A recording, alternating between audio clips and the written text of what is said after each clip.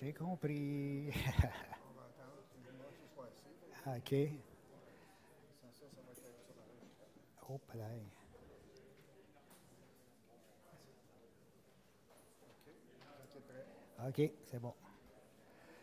Alors, bonjour, frères et sœurs. Merci d'être là ce matin.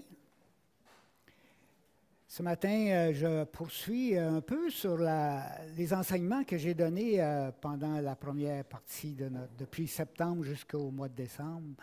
J'ai parlé beaucoup de bâtir l'Église. Hein. Le thème, c'était « Je bâtirai mon Église » et c'est cette décision, ce projet que Jésus a donné, a annoncé à l'apôtre Pierre lorsqu'il lui a dit « Je bâtirai mon Église ». Alors Jésus veut bâtir son Église et c'est quoi bâtir son Église? C'est se bâtir un peuple qui lui appartienne, une communauté qui appartienne à Dieu, qui appartienne à Christ, et une communauté qui est destinée à la vie éternelle, une communauté qui va s'établir dans le royaume de Dieu pour l'éternité. Alors Jésus est venu pour bâtir cette communauté-là, prendre parmi les nations de la terre, prendre parmi les hommes de la terre et les femmes de la terre, de se créer un peuple, d'aller sauver, d'aller chercher des personnes, puis de constituer un peuple nouveau qui lui appartienne. Je bâtirai mon Église. Et je pense que c'est bien dans l'optique de continuer maintenant comment le Seigneur va bâtir son Église. Il va bâtir son Église maintenant qu'il a démarré son Église par sa mort, sa résurrection. Hein. Le Seigneur a permis que maintenant on puisse avoir des personnes qui viennent à Christ pour être sauvées, pour faire partie de son peuple. Donc, maintenant, il nous confie la responsabilité. Lui a fait le fondement. Le Seigneur a donné sa vie pour que nos péchés soient pardonnés, soient expiés, afin qu'on puisse faire partie de la communauté de Dieu. Il faut venir à Christ pour entrer dans cette communauté-là, par la foi. Maintenant, c'est à nous de continuer l'œuvre que le Seigneur a commencée. Et je pense que dans la parole, nous avons cette exhortation qui revient à plusieurs reprises, qui nous est donnée à nous, remplis bien ton ministère. Comment l'Église de Dieu va-t-elle se construire? C'est par les serviteurs et les servantes du Seigneur. Et comment elle va se concrétiser, cette Église-là, se bâtir, s'édifier? C'est lorsque les serviteurs et les servantes du Seigneur vont bien faire leur ministère. Hein? Je pensais ce matin à Richard quand il parlait de Jésus dans le jardin de Gethsémani. Vous savez, Jésus a vécu une vie extraordinaire en public. Il a guéri des malades, de toutes sortes de maladies, rendu la vue aux aveugles. Il a fait marcher des infirmes. Il a redonné l'audition à ceux qui étaient sourds. Il a ressuscité des morts. Il a nourri des foules de milliers de personnes avec quelques pains et quelques poissons. Il a chassé des démons. Il a délivré des personnes de l'emprise du mal. Il a tout fait ces choses-là, ces miracles-là. Mais vous savez quoi? Jésus, quand il est arrivé au jardin de Gethsémani, il lui restait encore quelque chose à accomplir. Si Jésus s'était arrêté là, voyez-vous, il aurait fait des choses extraordinaires qu'on aurait probablement encore, on aurait des nouvelles de tout ça. Peut-être pas parce que l'essentiel n'avait pas encore été fait. L'essentiel, là, c'est la croix. L'enseignement de Jésus qu'il a donné à ses apôtres, qu'il a donné aux foules, son enseignement extraordinaire, les miracles qu'il a fait, les guérisons qu'il a fait, tout ça, c'était important. On peut connaître Jésus sur cet aspect-là, mais ce n'est pas connaître Jésus dans ce qui est primordial, c'est-à-dire Jésus comme Fils de Dieu qui monte sur la croix pour porter nos péchés afin de nous donner le salut, la rédemption. Vous savez, remplis bien ton ministère. Imaginez si Jésus s'était arrêté avant la croix. Est-ce qu'il aurait rempli son ministère comme il faut? Non. Remplir bien son ministère, ça veut dire remplir le ministère que le Seigneur nous a donné dans toutes les facettes que comprend ce ministère-là. C'est-à-dire remplir pleinement, totalement, dans tous ces aspects de service que le Seigneur nous a donné. On ne peut rien négliger. Si le Seigneur avait négligé la croix, nous serions tous perdus aujourd'hui. Et le Seigneur le fait parce qu'il dit, je suis venu pour faire non ma volonté, mais la volonté de celui qui m'a envoyé. Et je l'accomplis, je donne ma vie de moi-même. Et il a dit, ma vie, c'est de faire la volonté de mon Père. C'est dans la joie que je fais sa volonté. Alors, vous savez, il y a cette exhortation-là qui nous est donnée. On va essayer dans deux endroits qu'on voit cette exhortation à bien faire son ministère. Il est donné à Timothée, dans 2 Timothée, chapitre 4, verset 5.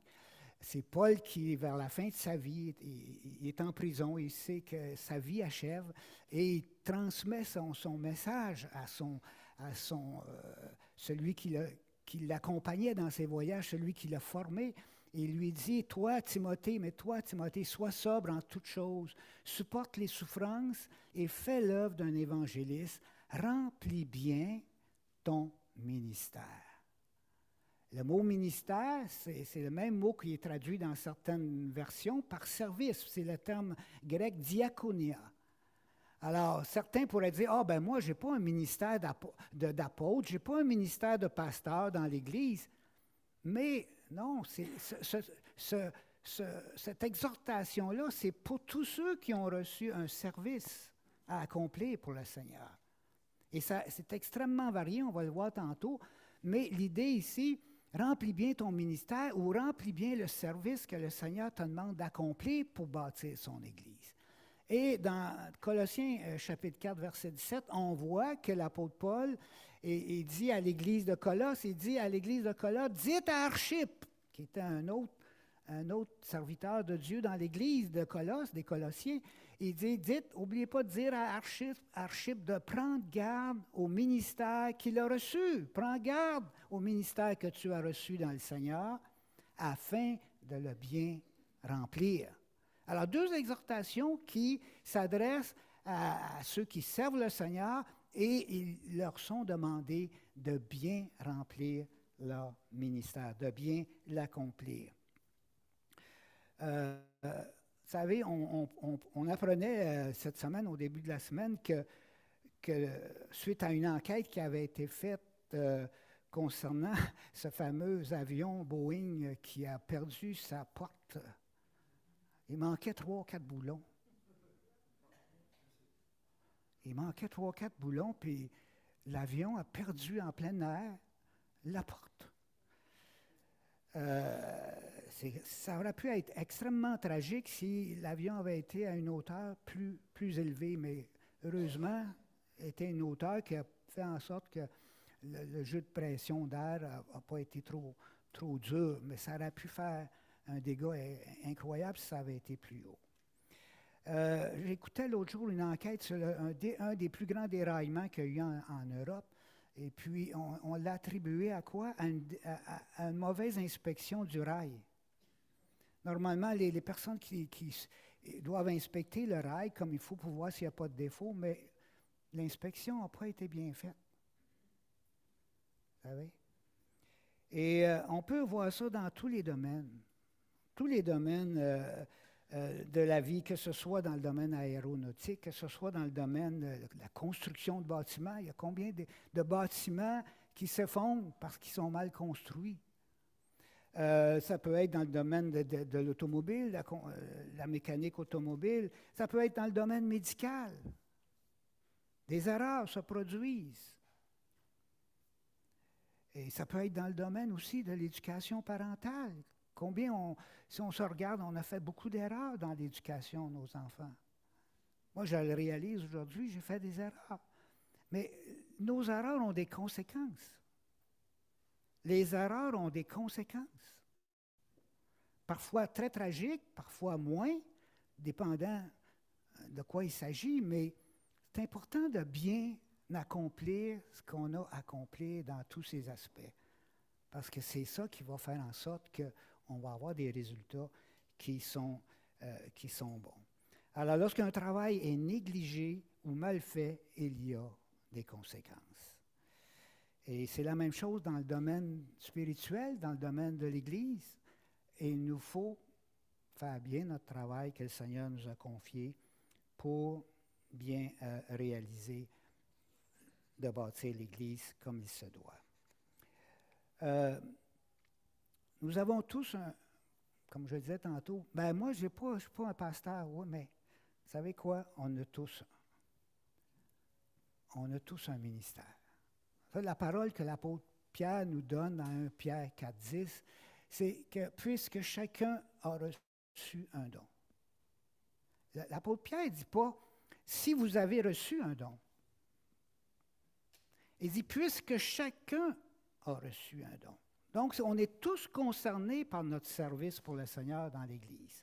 Parce que tous, sans exception, dès qu'on vient à Jésus-Christ, on reçoit le Saint-Esprit. Et avec le Saint-Esprit, nous est confié des dons de la part du Seigneur pour le servir les autres, bâtir son Église. Puisque chacun a reçu un don, mettez-le au service des autres en bon intendant de la grâce si diverse de Dieu. Donc, nous sommes tous appelés à servir parce que chacun de nous avons reçu un don de la part de Dieu pour le mettre au service des autres. Il y a une variété de dons. Puis le Seigneur distribue ces dons comme il le veut, en tenant compte de la personnalité de chacun, des capacités de chacun, de tous les aspects de notre vie. Il dit, à un tel, je donne tel don, à un autre, je te donne tel don. Mais jamais le Seigneur ne fait une erreur en nous donnant un don. Il nous donne un don parce qu'il sait que nous pouvons l'accomplir. Nous pouvons le servir avec ce don-là. Et il va nous soutenir et nous donner la grâce qu'on a besoin pour l'accomplir. C'est une grâce de recevoir un don de Dieu. Nous recevons de Dieu comme une grâce, un don pour le servir. C'est merveilleux, c'est un don de sa grâce. Et c'est quelque chose qui vient de lui souverainement et dans son amour, il nous rend participants de le servir dans son Église. Le verset parle ici de quelque chose d'intéressant, c'est le mot « intendant ». C'est un mot important parce que ici, on parle de ministère, de service par un don que le Seigneur nous a donné. Et il dit de le mettre, ce service-là, ce don-là, au service du Seigneur et des autres, en bon intendant. Un intendant, c'est quoi un intendant? Un intendant, c'est, quand on parle d'un intendant, d'une intendance, on parle de quelqu'un qui a reçu de la part d'un autre un bien. Un bien qu'il doit gérer, un bien qu'il doit faire fructifier. Et qui ne lui appartient pas, ce bien-là. Ça appartient, l'intendant, lui, ne possède pas la propriété du bien. Il le reçoit de celui qui est propriétaire et il lui dit, voici, je te confie tel bien.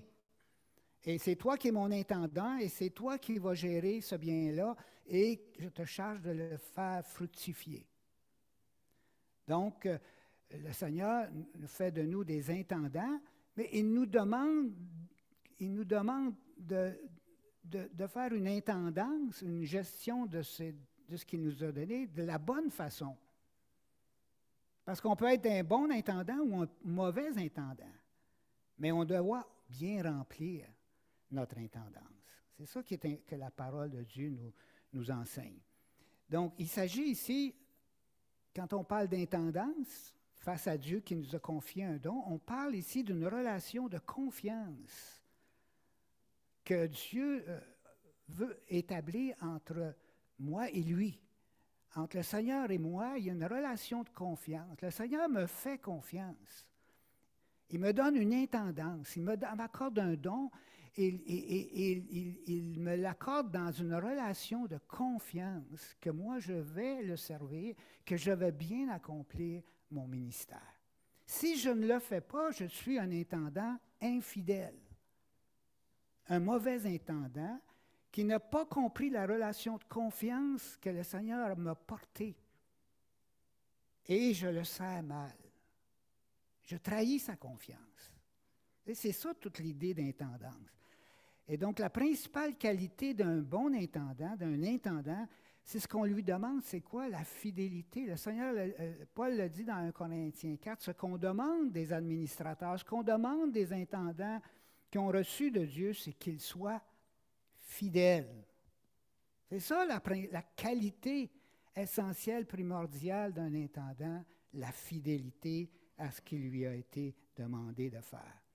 Donc, recevoir l'intendance de quelque chose signifie aussi qu'à un moment donné, on doit rendre compte de notre intendance. On doit rendre compte au maître comment on a géré, comment on a administré, comment on a utilisé le don qu'il nous a donné dans sa confiance envers nous. Comment on aura accompli ce qu'il nous aura demandé. Donc, on devra rendre compte à un moment donné, à quelque part dans le futur, de la manière dont on aura vécu, de la manière dont on aura géré le bien qu'il nous a donné, le don ou les dons qu'il nous aura confiés ou les œuvres qu'il nous aura demandé à faire. Donc, on devra un jour ou l'autre rendre compte de notre intendance. Maintenant, une autre chose importante à comprendre, c'est que notre service dans le Seigneur, il est compris, il nous est donné toujours, que je viens de mentionner, un jour on va rendre compte, mais regardez, ce qui est important ici, il y a deux paraboles ici, la première qui est dans Matthieu, l'autre qui est dans Luc, comme pour appuyer la première. Mais le Seigneur nous donne, vous savez, les principaux enseignements sur l'intendance, sur le service du Seigneur sont donnés après Matthieu 24. Matthieu 24, c'est le grand discours eschatologique du Seigneur qui parle de la fin des temps.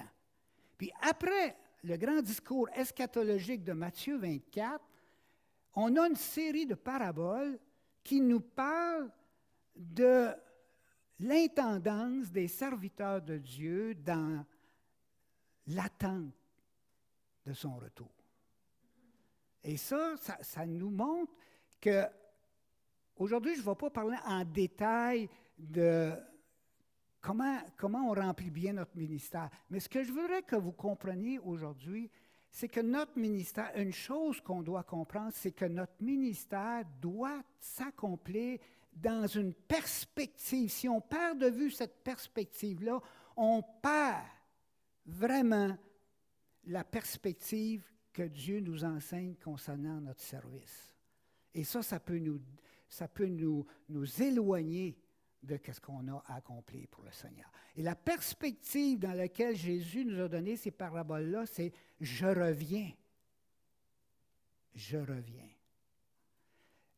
Moi, j'ai accompli ma mission. Je suis venu, je suis mort sur la croix, je retourne vers mon Père et maintenant, je vous confie la suite de la mission. Faites de toutes les nations des disciples. Baptisez-les au nom du Père, du Fils et du Saint-Esprit. Enseignez-leur à observer tout ce que moi, je vous ai enseigné. Et moi, je suis avec vous jusqu'à la fin du monde pour vous soutenir dans l'accomplissement de cette mission. Mais je reviens. Je reviendrai quand cette période entre l'ascension de Jésus au ciel après sa mort et sa résurrection et la période où il va revenir établir le royaume de Dieu, établir les nouveaux cieux, la nouvelle terre, entre les deux, nous sommes là présentement. Nous sommes dans une période qui est transitoire, une période qui nous fait passer d'un état, d'un point à un autre, un point qui sera final, le retour du Seigneur et l'établissement de son royaume. Et là, on est dans une période transitoire dans laquelle nous sommes appelés à jouer notre rôle dans cette histoire de rédemption, de salut de l'humanité, de la création d'un peuple pour Dieu qui va habiter pour l'éternité. Et voyez, les paraboles, elles sont données dans ce sens-là. Il en sera comme d'un homme qui, partant pour un voyage. Il en sera de quoi? De ce qui concerne Jésus-Christ et son retour. Et il en sera comme d'un homme qui, partant pour un voyage, appela ses serviteurs et leur remit ses biens. Il donna 5 talents à l'un, 2 à l'autre, et au troisième, Et deux à l'autre, et au troisième, à chacun selon sa capacité, un qui a donné selon sa capacité. Et il partit longtemps après. Ça fait 2000 ans que le Seigneur est parti, mais il revient longtemps après. Le maître de ses serviteurs revint et il leur fit rendre compte. Le Seigneur a donné ça après le grand discours eschatologique de la fin des temps, puis de son départ. Il dit, je reviens, mais dans l'attente, vous avez quelque chose à accomplir et je vais vous demander comment vous l'avez accompli quand je reviendrai. L'autre parabole est encore plus claire parce que, dans un sens, elle parle de l'investiture royale. Le Seigneur est monté au ciel à la droite de Dieu pour recevoir la domination, la royauté sur tout l'univers après avoir accompli son œuvre. Un homme de haute naissance s'en alla dans un pays lointain pour se faire investir de l'autorité royale et revenir ensuite. Ça, c'est Jésus. Il appela 10 de ses serviteurs, leur donna 10 mines. Les mines, c'est une sorte de monnaie de cette époque. Et il leur dit, faites-les valoir jusqu'à ce que je revienne. Lorsqu'il fut de retour, après avoir été investi de l'autorité royale, il fit appeler auprès de lui les serviteurs auxquels il avait donné l'argent, afin de connaître comment chacun l'avait fait valoir. Vous savez, si on ne doit jamais perdre de vue cette perspective-là, parce qu'on va se relâcher dans notre service. On va devenir nonchalant, paresseux. On va s'occuper à toutes sortes d'autres choses. Mais ça, pourquoi nous avons été sauvés et dans le plan de Dieu, ça, pourquoi nous avons été choisis par Dieu pour accomplir quelque chose, ça, si on perd ça de vue, on va l'oublier, ce que le Seigneur nous appelle à faire pour lui. Il ne faut pas. Parce qu'on va devoir rendre compte au Seigneur de ce qu'il nous aura demandé. Donc, c'est important de comprendre la perspective dans laquelle on doit servir le Seigneur. Maintenant, j'aimerais donner des bénéfices dans cette perspective du retour du Seigneur. Il y a des bénéfices de servir le Seigneur, de bien remplir notre ministère. Et je voudrais ici vous en énoncer quelques-uns. Premièrement, servir avec un des bénéfices, et je pense que c'est un des plus importants. Pourquoi on sert avec empressement, avec zèle, avec joie le Seigneur? Pour faire la joie du Seigneur. Pour être reconnaissant de ce qu'il a fait pour nous. Vous voyez, la parabole, elle dit, aussitôt les fameux serviteurs qui ont reçu différents talents, aussitôt celui qui avait reçu les 5 talents s'en alla, les fit valoir, et il gagna 5 autres talents. J'aime le mot aussitôt. Il n'a pas attendu très, très, très longtemps. Aussitôt qu'il a eu les 5 talents, il est parti. Ah ouais, on y va. Je les fais fructifier. L'empressement, le zèle à servir le Seigneur. Et quand le maître est revenu, il a demandé des comptes. Il a dit, voici, Seigneur, tu m'en as confié 5. Je t'en ramène 5 autres de plus. Puis le Seigneur a dit, c'est bien, bon et fidèle serviteur, tu as été fidèle en peu de choses, je te confierai beaucoup. Entre dans la joie de ton maître. On fait la joie du Seigneur quand on sert bien le Seigneur. Voulez-vous faire la joie du Seigneur? Voulez-vous rendre le Seigneur heureux? Voulez-vous qu'il soit content? Et encore plus quand il va revenir et qu'on va être face à face avec lui. Fais bien ton service et tu vas causer la joie de ton Seigneur. De même, celui qui avait reçu les 2, de même quoi? De même, aussitôt, lui-ci, il est parti, puis il a fait valoir ses talents. Il a gagné 2 autres. Et puis, qu'est-ce que le maître a dit à son retour? C'est bien, bon et fidèle serviteur. Tu as été fidèle en peu de choses, je te confierai beaucoup. Entre dans la joie de ton maître. Vous savez, c'est pas... Le Seigneur, il regarde, il en donnait des 5 à 1 parce qu'il pouvait en produire 5. Il en a donné 2 à 1 parce qu'il pouvait en produire 2. Mais les deux ont été fidèles également. Le Seigneur regardait à la fidélité de chacun. Et c'est ça qui faisait sa joie. C'est ça qui faisait sa joie. Maintenant, il y a celui qui en avait reçu qu'un talent. Mais lui, il n'est pas parti aussitôt pour faire fructifier le bien que le Seigneur lui avait confié. Il alla faire un creux dans la terre et cacha l'argent de son maître. Quand le Seigneur est revenu, qu'est-ce qu'il lui a dit? Bien, bon et fidèle serviteur? Absolument pas. Serviteur méchant et paresseux. Je n'aimerais pas faire face au Seigneur qui me dise ça. Vous savez, on va être face à face au Seigneur, là, puis il va nous demander. Le Seigneur, il veut qu'on le rende joyeux par un service joyeux pour lui, plein d'empressement puis de zèle. Il ne veut pas être dans cette situation-là de nous dire mauvais serviteur. Tu t'es relâché, tu n'as pas fait les œuvres que je t'avais confiées. Le Seigneur, il veut donc qu'on fasse sa joie. Une autre chose, pas juste faire la joie du Seigneur, vous savez, servir fidèlement pour notre propre joie. Notre joie, là, hein, heureux ce serviteur. Heureux ce serviteur. Pourquoi? Parce qu'il y a plein de choses bonnes que le Seigneur va lui accorder. Il va recevoir, ce serviteur, hein, que son maître trouvera occupé de la sorte, occupé à son service, qui ne se fera pas prendre au dépôt. Le Seigneur revient, puis je suis en train de m'occuper de plein de choses frivoles, vaines, qui mènent nulle part. Je ne suis pas occupé à mon ministère, à mon service, à l'œuvre qu'il m'a confiée. Attendez-vous pas de s'asseoir un moment joyeux là, quand le Seigneur va revenir. Mais heureux ce serviteur que le Maître trouvera occupé à bien remplir son ministère. C'est bien, bon et fidèle serviteur, tu as été fidèle en peu de choses, je te confierai beaucoup.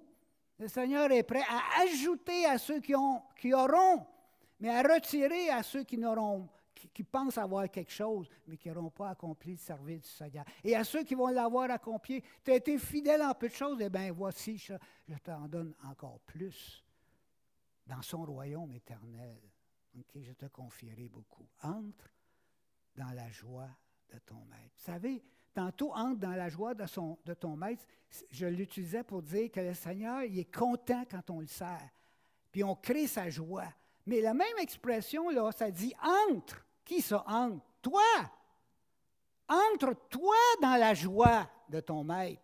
C'est-à-dire que quand tu vas voir la joie que le Seigneur va exprimer parce que tu l'auras bien servi, tu vas vivre une joie extraordinaire de te faire entendre dire bon et fidèle serviteur.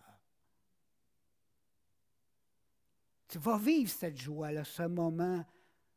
Hein, qui n'est pas heureux à son travail quand arrive la période de l'évaluation, puis que le patron il dit hey, cette année-là, toi, tu l'as l'affaire. Tu as tout accompli ton travail d'une façon impeccable. Extraordinaire. Hein? Ça cause-tu de la joie, ça, pas juste au patron, mais à celui qui vit ces choses-là, qui fait ces choses-là. Donc, un deuxième bénéfice, notre propre joie. Bien servir donne de l'assurance. De l'assurance. Ça, on prend de l'assurance à bien servir le Seigneur. Des fois, beaucoup de chrétiens manquent d'assurance. Pourquoi? Parce qu'ils ne sont pas à l'œuvre du Seigneur. Ils ne grandissent pas dans ça. Qu'est-ce que l'apôtre Paul dit? Ceux qui ont bien exercé le diaconat, okay, le service pour le Seigneur, ils s'acquièrent un rang honorable. Dans l'Église, là, ils acquièrent un statut spirituel, ils acquièrent une maturité, ils acquièrent une capacité d'influence spirituelle. une certaine stature d'homme de Dieu ou de femme de Dieu. Un rang honorable. Et une grande assurance dans la foi en Jésus-Christ. Servir bien le Seigneur, faire bien son ministère, ça nous permet d'acquérir une grande confiance. C'est une confiance qui découle de ce qu'on fait bien notre travail pour le Seigneur. Ça nous donne encore plus d'assurance pour faire plus, pour mieux faire. Petits enfants, n'aimons pas en parole ni avec la langue, mais en action et en vérité. Par là, par ces actions qu'on accomplit dans la vérité pour le Seigneur, par là nous connaîtrons que nous sommes de la vérité et nous apaiserons notre cœur devant lui. Dans l'épître de Jean, il y a plusieurs éléments que Jean nous enseigne pour que le croyant trouve une force intérieure, une assurance intérieure, une conviction forte de son salut, d'avoir été régénéré, d'appartenir au Seigneur. Puis une de ces choses-là, c'est que le Seigneur, Jean, il dit ici, eh bien, le croyant qui fait juste parler de sa foi, hey, moi j'ai la foi, mais qui n'agit pas conformément à la réalité nouvelle qu'il prétend posséder,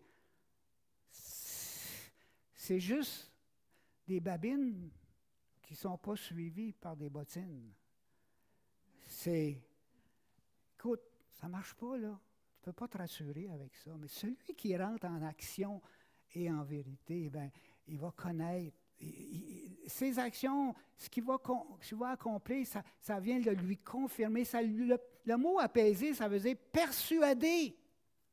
Vous savez, c'est un mot qui veut dire persuader. Vous persuaderez votre cœur. Vous affermirez votre cœur dans la conviction que vous êtes au Seigneur et que vous faites sa volonté. Donc, on acquiert de l'assurance. Demeurez en lui, afin qu'au moment où il sera manifesté, nous ayons de l'assurance. Et qu'à son avènement, nous n'ayons pas honte.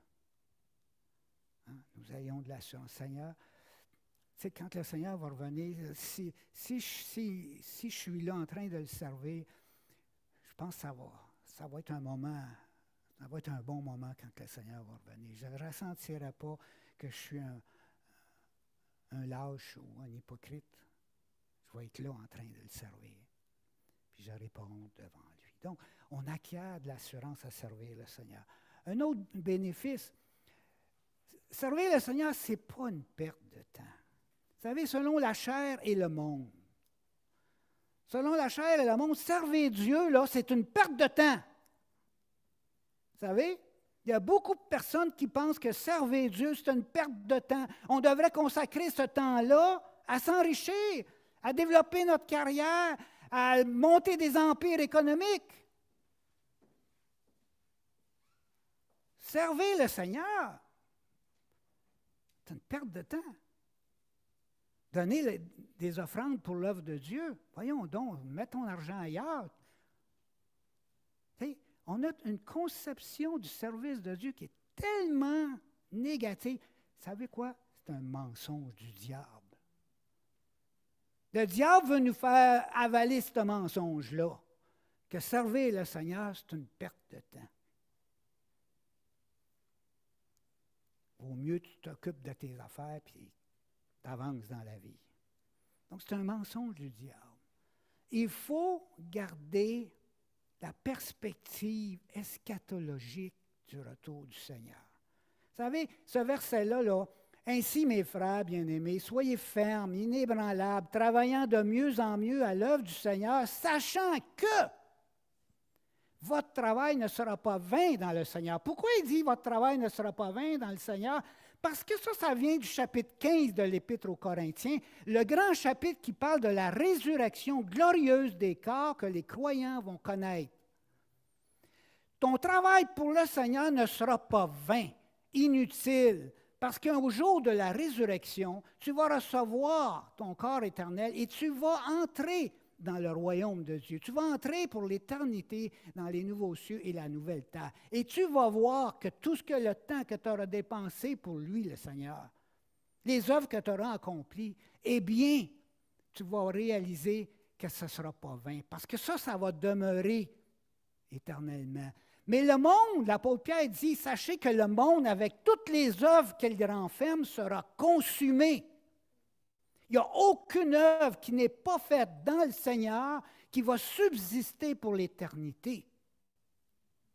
Seules les œuvres de Dieu, accomplies par les croyants, ne seront pas vains dans le Seigneur. Tous ceux qui ne sont pas en Christ ne vont pas connaître la résurrection glorieuse donnée aux élus, aux croyants. Et vont connaître une résurrection pour la condamnation éternelle, les temps de feu et de souffle pour l'éternité. Ça vaut-tu la peine de travailler pour le Seigneur? Hein? Ce n'est pas une perte de temps. Pas en tout. Bien servir pour obtenir, c'est mon titre, ça je disais, des fois il devient plus petit, mais en tout cas, bien servir pour obtenir une bonne évaluation au tribunal de Christ. Vous savez, l'apôtre Paul, là, l'apôtre Paul, c'est l'apôtre de la grâce. Mais vous savez quoi qu'il motivait dans la vie? C'est qu'il voulait que quand le jour du tribunal de Christ vienne, là, hein, eh bien, il soit prêt à ce jour-là. Il était stimulé par la pensée qu'un jour, il paraîtrait devant le tribunal de Christ pour subir une évaluation de sa vie et de ses œuvres comme croyant. C'est pour cela aussi que nous mettons notre point d'honneur à lui être. Hey, c'est fort ça. Nous mettons, Paul, il dit, je mets mon point d'honneur. C'est ma motivation, c'est le cœur de ma vie. Un point d'honneur d'être agréable à Dieu, à Jésus-Christ. Soit que nous demeurions dans ce corps ou soit que nous le quittions. Car il nous faut tous comparaître devant le tribunal du Christ, afin qu'il soit rendu à chacun d'après ce qu'il aura fait dans son corps, soit en bien, soit en mal. Vous savez, le salut, c'est par la grâce seule, par le moyen de la foi. Mais les récompenses, c'est par nos œuvres. Le service qu'on aura accompli va compter aussi pour le Seigneur, pas pour la question du salut, mais pour une évaluation de comment on aura agi pour le Seigneur durant notre temps, notre séjour sur la terre, pour le servir. Donc, c'est un point important de garder ça à l'esprit. C'était au cœur de l'apôtre Paul, cette perspective eschatologique, le Seigneur s'en vient. Notre service pour le Seigneur sera récompensé à sa juste valeur. Vous savez, il n'y a pas une œuvre que vous allez faire. Vous savez, la veuve qui n'avait pas d'argent, qui a donné un sou, un quart de sou dans le tronc de l'Église, le Seigneur l'a remarqué. Il a dit, elle, ça paraît insignifiant aux yeux des riches, ça paraît insignifiant à vos yeux, qu'est-ce qu'elle a donné? Mais vous savez, elle a donné de son nécessaire, puis ça ne sera pas oublié par le Seigneur. Il l'a vu. Je te vois. Je sais ce que tu as fait pour moi. Et tu seras justement rétribué. Car Dieu n'est pas injuste. C'est un Dieu juste. Il n'est pas injuste pour oublier votre œuvre et l'amour que vous avez montré pour son nom, ayant servi les saints et les servant encore, ayant servi l'Église et servant encore. Mon Père qui voit dans le secret, hein, dans le Sermon sur la montagne, mon Père qui voit dans le secret te le rendra. Ta prière que tu fais chez toi tout seul, sans que personne te voie, que tu intercèdes pour un ou pour l'autre, ou pour le bon déroulement de la vie de l'Église, cette prière-là que seul Dieu et toi connaissez, ton Père le voit dans le secret, il te le rendra. L'œuvre de chacun sera manifestée. Car le jour, c'est quoi le jour? C'est le jour du Seigneur. C'est le jour de sa venue. Le jour fera connaître cette œuvre-là dans ta vie. Comment est-ce que ça a été? Parce qu'elle se révélera dans le feu. Et le feu éprouvera ce qu'est l'œuvre de chacun. Dieu va voir quelle est la qualité des matériaux de notre service. Si l'œuvre bâtie par quelqu'un sur le fondement subsiste, il recevra une récompense. Si l'œuvre de quelqu'un est consumée, il perdra sa récompense. Pour lui, il sera sauvé, mais comme au travers du feu. L'apôtre Paul disait, la couronne de justice m'est réservée. Le salut, ce n'est pas par les œuvres. Mais ce moment-là, ça va être par les œuvres. C'est un moment de rencontre, d'évaluation. Ce moment où la remise des récompenses va se produire, là. C'est pour le service qu'on aura accompli pour le Seigneur. Donc, pour conclure, l'idée principale que j'aimerais que vous reteniez aujourd'hui, pour bien servir le Seigneur, pour bien remplir notre ministère dans le Seigneur, il faut toujours garder à l'esprit la perspective eschatologique de son retour. Eschatologique, ça veut dire la fin dernière de toute cette histoire du salut, de toute l'histoire de l'humanité. La perspective du retour du Seigneur qui vient établir son royaume. C'est la perspective dans laquelle nous sommes appelés à servir. Lorsqu'on perd de vue cette perspective-là, eh bien, on se relâche dans notre service. On est attiré par le monde et on finit par faire naufrage parce qu'on a perdu de vue cette perspective-là. L'apôtre Paul, dans cette même lettre qu'on a vue tantôt à Timothée, il dit Démas, qui était un serviteur de Dieu avec l'apôtre Paul, Démas m'a abandonné pour le siècle présent. Il a perdu de vue la perspective du retour du Seigneur et il a été entraîné dans le monde. Il n'a pas fini la course. Il n'a pas fini la course comme il aurait dû la finir. Ne perdons jamais de vue cette perspective. En résumé, les raisons pour bien servir, pour bien faire notre ministère, pour faire la joie du Seigneur, pour notre propre bonheur au jour du Seigneur, pour développer une assurance dans la foi, pour ne pas perdre notre temps dans des choses passagères de ce monde. Oui, Dieu veut qu'on s'occupe de nos familles, qu'on travaille. La paresse, ce n'est pas une vertu chrétienne. Il faut travailler, il faut avoir des revenus, il faut s'occuper de nos besoins, mais ce n'est pas chercher d'abord le royaume de Dieu, sa justice. Ce n'est pas ça le cœur, la recherche des biens matériels et de toutes ces choses que le monde veut, vers lesquelles veut qu'on tende. Ce n'est pas ça qui est le centre de la vie chrétienne. Et puis tout va s'effondrer de ces choses-là. Pas perdre notre temps dans des choses passagères pour avoir une bonne évaluation aussi au tribunal de Christ pour obtenir notre récompense du Seigneur. Alors, Seigneur, merci pour ces enseignements de ta parole qui nous sont précieux, Seigneur, pour comprendre l'importance de notre service pour toi. Seigneur, tu veux te rentrer avec nous dans une relation de confiance. Tu nous as confié des dons pour te servir dans ton Église, suite à ce que tu as accompli pour que cette Église-là puisse exister par ta mort et ta résurrection. Maintenant, tu es en train de la bâtir. Bâtir ton Église, Seigneur.